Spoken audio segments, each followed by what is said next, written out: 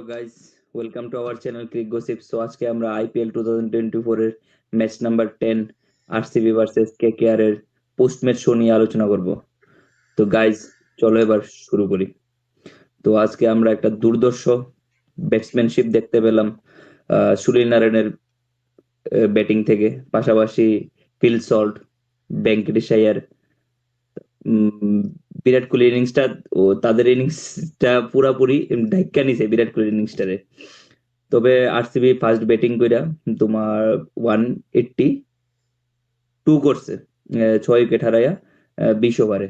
আর তার এগেনস্টে KKR 186 run করছে 3 উইকেট হারাইয়া 16 ওভার 5 বলে। তো ভাইরা, তোমাদের কি মনে হলো ফার্স্ট ইনিংসটার থেকে সেকেন্ড ইনিংসটা কম্পেয়ার যদি করো, কি মনে হয়েছে তোমরা? কম্পেয়ার যদি করতে লাগে, বিরাট কোহলি একদম স্লো খেলিয়ে লাইছে। বিরাট কোহলি পুরো লাস্ট পর্যন্ত, বিরাট কোহলি এমন একজন প্লেয়ার, হে লাস্ট পর্যন্ত থাকে, সেটা যদি 80 করে থাকে তাহলে এই ম্যাচটা ওইখানে ব্যাক পড়ে গেছে গা। ঠিক আছে না, হে ভালো খেলছে, ঠিক আছে, হে লাস্ট পর্যন্ত ভালো থাকি গেছে, কিন্তু হে আর একটু সাপোর্ট দিয়ে সেটা অন্য প্লেয়ার থেকে আরো খেলা বাইর করার দরকার ছিল, আমার মনে হয় আর কি। আর হের আরো রান করার দরকার ছিল। ওই রানটা না করাতে আমার মনে হয় যে বেঙ্গালোর একটু পিছিয়ে গেছে। খেলে যে জায়গা দেখা গেছে কলকাতার ব্যাটিং এ গুনে এত ভালো খেলছে সুনীল নারায়ণ আর ফিল সল্ট। সুনীল নারায়ণের আবার তাণ্ডব দেখছি আজকে। হুম। ওপেনার ম্যাচে সুনীল নারায়ণের যে তাণ্ডব, সেই তাণ্ডবটা আজকে দেখছি, আজকে আবার ভালো লাগছে সুনীল নারায়ণের তাণ্ডব দেখা। 50 করতে পারছে না, হের একটাই জিনিস, তাণ্ডবও যদি হয় হে আমার মনে হয় না 60 করে কোনোদিন গেছে। এই 40, 50, 54, 57 এর জায়গা আটকে যাবে। Heavy effective. এডি এফেক্টেড কইলাম না, মানে পার্টনারশিপ যদি হতমে শুরুতে যদি ভালো একটা পার্টনারশিপ দিয়ে লায়, তাহলে ওই টিমটা কিন্তু খুব আগায় জায়গা, যেটা ব্যাঙ্গালোরও করতে পারে না। ওই এই জায়গাতে কলকাতা এই প্ল্যানিং এই সুনীল নারায়ণের নাম আছে যে প্রথমে পার্টনারশিপটা ভালো করে দিয়ে যা, পরেরটা আমরা দেখে নেব, এবং সুনীল নারায়ণ করিয়ে দিয়েছে। তো এই জায়গাতে ব্যাঙ্গালোর ব্যাকফুটে যাওয়ানোর পিছনে আমার কাছে মনে হয় যে বিরাট কোহলির ইনিংসটা খুব একটা ইম্পর্টেন্ট ছিল, এটা আরো রান করা দরকার ছিল। বিরাট কোহলি প্রথম 20 বলে 40 রান করছে, আর নেক্সট 39 বলে 43 রান। তো এটা বিরাট কোহলির মতো ব্যাটসম্যানের লিগে এটা অনেকটা কম রান হয়ে গেছে। হইতে পারে লাস্ট মোমেন্টে বোলাররা ভালো বল করছে, পিচটাও একটু বোলারের ফেভারে স্লো হয়ে গেছে। এরপরেও বিরাট কোহলি যে আমরা বিরাট কোহলি যে খেলা দেখি, এরকম পিচের মধ্যে বিরাট কোহলি সিঙ্গেল ডাবল নিয়ে সে রান আগে নিতে পারে। তো আজকের ম্যাচটা এরকম হচ্ছে না। যেমন দিনেশ কার্তিক 8 বলে 20 রান করছে, লাস্ট পর্যন্ত হেও 3টা ছক্কা মারছে। তো এরপরেও যে রানটা লাস্ট পর্যন্ত করছে 182, 182, 183, ভালো একটা স্কোর। Competitive score. হ্যাঁ, কম্পিটিটিভ স্কোরটা মানে চলে এই স্কোরটা আইপিএল এর টি20 ম্যাচের লিগে আর কি। কিন্তু প্রথমে যে আরসিবি তারা প্রথম কি বল করলো বুঝলাম না। হ্যাঁ, সুনীল নারায়ণ খুব অ্যাটাকিং খেলছে মানে ফিল্ড শটটা ভালো করছে। ফার্স্ট ওভার থেকে ব্যাক মানে পুরোটা ম্যাচের মধ্যে বিশেষ করে কেকেআর ব্যাটিং এর সময় আরসিবির দেখাই গেছে না যে ম্যাচের মধ্যে আসছিল। পুরো ম্যাচে তারা ভালো করছে, ভালো ব্যাট করছে সুনীল নারায়ণ, শ্রেয়াস আইয়ার, ভেঙ্কটেশ আইয়ার, সবাই ভালো করছে। তো আমার আমি যদি পার্টিকুলারলি মনে করি, আরসিবির ফার্স্ট ইনিংসটা তারা 7 ওভার থেকে 11 ওভার মেবি 5টা ওভার তারা 12 ওভার অব্দি খুব সম্ভবত 5টা ওভার তারা জাস্ট 26 রান করছে, জাস্ট 26 রান করছে। ওই জায়গাতেই হয়তো বা তারা ব্যাক ফুটে গেছে আমার যতটুকু মানে আমি যতটুকু গেমটা অ্যানালাইসিস করলাম আর কি। তো ওইদিকে আহ, সুনীল নারায়ণের ওভারে অনেক কম কম রান গেছে, বরুণ চক্রবর্তীর ওভারে, তারপর অনুকূল রয়, অ্যান্ড্রু রাসেল, তার ওভারে অনেকটা কম রান গেছে। ওই জায়গাতে হয়তো বা রানটা কমে গেছে। তাছাড়া কেকেআর বলাররা পিচের যে মানে আহ, কি কি কি কম যে পিচের যে পেস অফ ব্যাপারটা মানে পিচের কন্ডিশনটা বুঝে লাইছে, কোন জিনিসটা তারা করলে ভালো হইবে, কোন সময় কোন জিনিসটা করলে ভালো হবে, তার ইভেন কি তারা এক্সিকিউট ঠিকভাবে করছে। সেই তুলনায় আরসিবির তরফ থেকে সিরাজ, ইয়াস দয়াল, তারপর আজহার জোসেফ কিরকম মাইন্ডসেট নিয়ে বল করছে আমরা বলতে পারি না। তারা মানে আমরা একটা স্ট্যাট দেখছিলাম ম্যাচ চলাকালীন, যে কেকেআর এর তারা বোলাররা 51% স্লো বল ইউজ করছে, মানে পেস অফ বল ইউজ করছে। আর আরসিবি তারা 24% পেস অফ বল ইউজ করছে। উইডের থেকে বোঝা যাইতেছে যে তারা মানে পিচটা ঠিকভাবে অ্যানালাইজ করতে পারছে না। তাছাড়া ভেঙ্কটেশ আইয়ার, শ্রেয়স আইয়ারও পোস্ট ম্যাচ শোতে কইছে যে ফার্স্ট ফার্স্ট ইনিংসে যতটুকু পিচের যে মানে পিচের ডাইনামিক্স বা পিচের যে কন্ডিশনটা আসলো, সেকেন্ড ইনিংসে আসার পর ওইটা একটু বেটার হয়ে গেছে, বল ঠিকভাবে ব্যাটে আইতেছিল, তারা সেই পরিমাণে অ্যাটাকে করতে পারছে তারা ব্যাটসম্যান থেকে। তাছাড়া আরসিবির বোলিং তারের থেকে মাইন্ড দাগার আর বেশেক বুজা কুমারের এপ্রিসিয়েট করা দরকার। এরকম একটা পিচে এরকম ব্যাটসম্যানদের সামনে খুব ভালো বল করছে বেশেক বিজয় কুমার। আইসিরি যে এত মানে ভালো বল করবে এটা একটা চিন্তার বিষয় আসলো যে কতটুকু ভালো বল করতে পারবে। তো ভালোই বল করছে বেশেক বিজয় কুমার আর মাইন্ড দাগার। মেবি কিছু কিছু জায়গায় ট্রিকও মিস করছে, হয়তোবা তারা পাওয়ার প্লেতে যেহেতু দেখতেছে প্রচুর রান দিতেছে পেস বোলারের এগেইনস্টে, স্পিন বল লাগাইতে পারতো। মানে আমার পার্সোনাল অপিনিয়ন মাইন্ড দাগার অথবা গ্লেন ম্যাক্সওয়েল এক দুইটা ওভার করাইতে পারতো।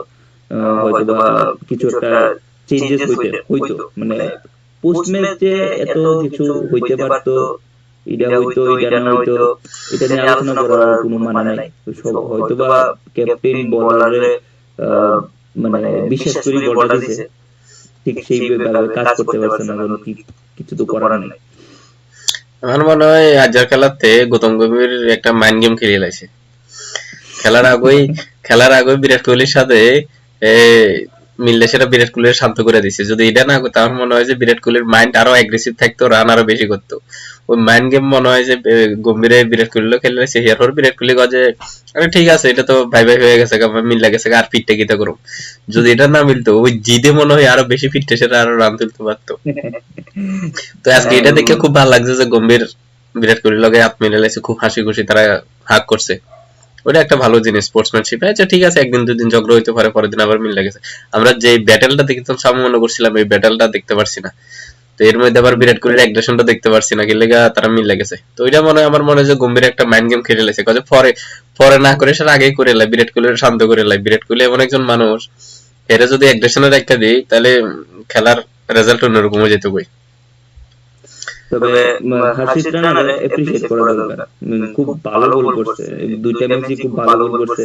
ইভেন খুবই ডিসেপটিভ বল করছে, পেস অফ যে সময় করছে মানে ব্যাটসম্যানরা একটু ডিসেপটিভ হয়ে গেছে। তো বিশেষ করে একজন ইন্ডিয়ান বোলার এত পেস অফ বল করতে পারছে, same action same bowling, same অ্যাকশনে ফাস্ট বল করতেছে, সেম অ্যাকশনে পেস অফ করতেছে, এটা একটা রেয়ার কেস ইন্ডিয়ান বোলিং এ। তো আমি মনে করি হর্ষিত রানারও অ্যাপ্রিসিয়েট করা দরকার। তো দেখা যাক সুনীল নারায়ণ কামাল তারা নেক্সট ম্যাচও কি হয়নি। তো প্রত্যেকবারই গৌতম গম্ভীর আসার পরে তারা একটা ইন্টেন্ট নিয়ে আসলো যে সুনীল নারায়ণের ওপেনিং করাবো। তো ফার্স্ট ম্যাচে কার্যকর হয়েছে না, সেকেন্ড ম্যাচে কার্যকর হয়ে গেছে। তো দেখা যাক তারা নেক্সট ম্যাচ গুলাতে সুনীল নারায়ণ কতটুকু কাজ করতে পারে। তো তোমরা কি মনে হয় যে নেক্সট মানে আরসিবির প্লেইং ইলেভেনে কিছু চেঞ্জেস দরকার, যে মানে কারে বয়া কারে খেলাতে পারে, যে টিমটা একটু বেটার হইব as a bowling unit. Batting unit তো ঠিক আছে, বোলিং ইউনিটে কিভাবে তোমরা তোমরা নজরে কিভাবে দেখতেছো? বোলিং ইউনিটে সম্ভবত তারা নেক্সট ম্যাচে আলজারি জোসেফের জায়গায় যদি রিস টপলি সংযোগ না হয়, মানে অ্যাভেলেবল থাকে আর কি প্লেইং ইলেভেনে খেলার জন্য, তাহলে সম্ভবত ওটা খেলাই। অনুজ রাউত আমি চামু প্লেইং ইলেভেনে খেলাইতে। অনুজ রাউত তো ইম্প্যাক্ট প্লেয়ার হিসেবে আইতাছে, তো অটোমেটিক্যালি যদি আয় দিনেশ কার্তিকের রিপ্লেসমেন্টে বা দিনেশ কার্তিকের ইম্প্যাক্ট প্লেয়ার হিসেবে আইব উইল দেখ। তোমার দিনেশ কার্তিক তো ভালো পারফরমেন্স করতেছে যতটুকু না, ফিনিশিং, কিন্তু দিনেশ কার্তিক আমি আউট করতেছি না, দিনেশ কার্তিক ব্যাট করবো, উইল হ্যাঁ, জেকও ব্যাট করবো, এটার কথা বলতেছি। আর যদি এমন হয় তাহলে একটা বোলারে বাদ দিতে পারে, বোলার কারে বাদ দিব। আমি চাইতাম না যে রজত পাতিদারের বাদ দেখ। রজত পাতিদারের ব্যাটিং পজিশনটা তারা এক ম্যাচের পরেই ডিস্টার্ব করে দিচ্ছে। ফার্স্ট ম্যাচে 3 নম্বরে খেলাইছে, সেকেন্ড ম্যাচে 4 নম্বরে খেলাইছে, আজকে মনে হয় 5 নম্বরে খেলাইছে। তো একটা হুম, হুম। ব্যাটসম্যানের পজিশনে তো এদিক সেদিক করা ঠিক না। হ্যাঁ, ওরা 3 নম্বর, 3 নম্বর পজিশনে ব্যাট করেনটাই বেটার। ঠিক আছে, তাহলে আমরা আরসিবি ভার্সেস কেকেআর এর পোস্ট ম্যাচ শোটা এখানেই শেষ করছি। তা তো ভিডিওটা শেষ করার আগে আমরা আগামীকালকের match Lucknow Super Giant versus Punjab Kings এর প্রি ম্যাচ শো নিয়ে আলোচনা করব। তো গাইজ, চলো এবার শুরু করি। তো কালকের ম্যাচটাতে তোমরা কি প্রেডিকশন হতে পারে, মানে কে জিতবো কে হারবো? কালকের কোন মাঠে খেলা? কালকে যে মাঠে খেলা হোক, কেননা সম্ভবত কালকে লখনৌ টিম ফেভারিট থাকবো। কেননা আজকে আজকে আইপিএল এর স্ট্রিকটা এটা ভেঙে ভেঙে গেছে। গেছে, স্ট্রিক ভেঙে হুম, গেছে হুম। যে কালকে। হোম গ্রাউন্ডে তো কালকে জিতনের যে একটা ট্রেন্ড চলতেছিল ওইটা আজকে ভেঙে দিয়েছে কলকাতা। একদম হুম। বেঙ্গালোরে ঘরের মাঠে যায় সেটা হারাই দিয়েছে। সাবুত বানা আর দিয়েছে। মানে আমি কালকে এলএসজির পক্ষে কথা বলতেছি, কারণ পাঞ্জাব এমন একটা টিম, তার কোনো ভরসা নেই। তারা নিজের সাথে নিজেরা হেরে যায়, মানে জেতা ম্যাচ হেরে যায়, হারা ম্যাচটা ক্লোজ হয় না হয় আবার হেরে যায়। তো তারা আর কোনো ভরসা থাকে না আর কি পাঞ্জাবের। আর কালকে আশা করি না কোনো টিমে বেশি কোনো চেঞ্জেস হবে, বিশেষ করে এলএসজি তে। যদি চেঞ্জেস যদি করে তাহলে পাঞ্জাবই করবো। আর পাঞ্জাব যদি চেঞ্জেস করে তাহলে আমি যেমন সিকান্দার রাজারে যেভাবে হোক ওরা যাতে খেলায় প্লেইং ইলেভেন, তাহলে তারা টিমটা আরো সটেল, মানে আরো স্ট্রং হবে। সিকান্দার যাতে অ্যাজ অলরাউন্ডার খেলবো, বোলিং ও একটা অপশন পারবো, আর ও মিস্ট্রি বলার, আর ব্যাটিং ও খুব ভালো ফর্মে আছে। তো দেখা যাক কি হয়। ওই আমার মনে হয় যে ওই ছয়টা ইম্প্যাক্ট প্লেয়ারের লাগে ওই সিকান্দার রাজা আজকে জায়গা হইতেছে না অলরাউন্ডার এর লাগে। তারা প্রপার 6 জন ব্যাটিং আর প্রপার 6 জন বলারের লাগে বলে সিকান্দার রাজার আজকে জায়গা পায় না। কি লাগে অলরাউন্ডার অন টিমের দরকারই পড়ে না। ওই জায়গাতে সিকান্দার রাজা এত জায়গা পাইতেছে না। তাবড় ব্যাটসম্যান দরকার। কিন্তু তারা এটা ভুলে গেছে যে সিকান্দার রাজা একটা বলার হিসেবে একজন বলার আছে, ব্যাটসম্যান হিসেবে একটা ব্যাটসম্যান আছে। তারা হয়তো এটা ভুলে গেছে বা তারা মানতে রাজি নেই। কিন্তু সিকান্দার রাজারে তুমি যদি কও যে সিকান্দার রাজারে শুধু আমরা ব্যাটিং হিসেবে রাখুন তাইলে সিকান্দার রাজা পারফেক্ট। যদি কথা আমরা সিকান্দার রাজারে শুধু বোলিং হিসেবে রাখুন তাইলে আমার মনে হয় যে সিকান্দার রাজা পারফেক্ট। তারা যদি অলরাউন্ডার হিসেবে ভাবিল হয় তাহলে এটা আমার মনে হয় যে ভুল হইব। বুঝলাম। তো তো কালকে তোমার, নকআউট কারে ব্যাক করবা? আমি কম্পারেটিভলি চিন্তা করলে এলজি প্লেইং ইলেভেন অথবা তার টিম কম্বিনেশন দেখে আমি যদি দেখি আর কি, কারণ এলএসজি এর একটা সেটেল টিম আছে, বাট পাঞ্জাবের কোনো সেটেল টিম নেই। পাঞ্জাব এখনো সেট হইতে পারছে না। তো পরদিন যে এখন কইছে কথাটা যে সিকান্দার রাজারে খেলা, মানে তোমরা দুজনে কইছো সিকান্দার রাজারে খেলানোর কথা। ওই হ্যাঁ, আমিও চাই যে সিকান্দার রাজা খেলুক। তার পাশাপাশি লিয়াম লিভিংস্টন যেহেতু বল করতেছে না, তো হেরও কিছু বল টল করানো দরকার। যেহেতু হেরও বল করতেছে না, জনি বেরিস্টো খারাপ পারফরমেন্স করতেছে। তো সিকান্দার রাজার কোনো না কোনো ভাবে টিমে অ্যাডজাস্ট করা দরকার। হয় জনি বেরিস্টোরে না খেলায় আর সিকান্দার রাজারে খেলাও। কারণ আমি মনে করি প্রাভসিমরন সিং আর শিখর ধাওয়ানি ওপেনিং করলে বেটার, বেটার চয়েস আমার কাছে, far more better than Jonny Bairstow. কারণ জনি বেরিস্টোর আমি দেখছি যে আইপিএল সিজনে কয়েকটা মানে যতটি সিজন খেলছে হাতে কোনো এক দুইটা সিজন খুব ভালো খেলছে, এরপরের থেকে ভালো খেলছে না। বারের গতবারও ভালো খেলছে না, এবারও দেখতেছি স্টার্ট ভালো দিতেছে না। দেখা যাক কালকে, তো হয়তো ঠিক আছে কালকে তারা জনি বেরিস্টোকে ওপেনার খেলাবে। তারা ওপেনার তারা ইচ্ছা করলে লিভিংস্টন ওপেনিং করতে পারে। লিভিংস্টন কিন্তু যখন বিগ ব্যাশ খেলতো ওপেন করতো, আর ওপেনিং করে আসছে বিগ ব্যাশে এত বড় বড় ছক্কা মারছে, মানে ও তো, মানে ওরা যখন বিগ ব্যাশে কোনো কোশ্চেন করা হচ্ছিল আর কি, মানে ফেভারিট ইনিংস নিয়ে যখন ইন্টারভিউতে কোশ্চেন করা হতো, তখন একটা আনসার দিত যে এ ছক্কা মারতে ভালোবাসে এবং ছক্কা বড় ছক্কা, মানে খুব বড় ছক্কা মারতে ভালোবাসে, যেটা তো রান অফ 6 হবে, কিন্তু ও এমন ছক্কা মারে যেটা 12 পাওয়ার যোগ্য আর কি। তো বিগ ব্যাশ ওপেন করছে, ওপেন করে এসে ইংল্যান্ডের ন্যাশনাল টিমে আছে।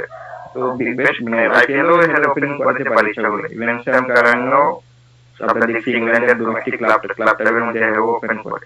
আর যখন চেন্নাইও আমরা তো সুনীল ওপেনিং নারিন, করতেছে। হ্যাঁ, আমরা যেমন সুনীল নারায়ণ এদিকে ওপেন করে ফ্লোটার হিসেবে ভালো যে ম্যাচে চলবো এই ম্যাচে পজিশনটা এ টু জেড চাপে রেখে দিব। তো তারও ইচ্ছা যদি করে করতে পারে আমার ভালো অপশন, বিশেষ করে লিয়াম লিভিংস্টোন যদি পাওয়ার প্লেটা ঠিক যায় তাহলে তো পজিশন শেষ, ওই 6 ওভারই শেষ। লিভিংস্টোনের যে ছক্কাটি মারে আমার মনে হয় না যে বাউন্ডারির কাছে যাইবো এরকম ছক্কা মারে না। এর ব্যাট ঘুরানোর যে স্পিড থাকে মনে হয় যে প্রত্যেকটা বল ইয়ার স্টেডিয়ামের বাইরে যাবো। ব্যাট ঘুরানোর এত স্পিড এত জোর থাকে।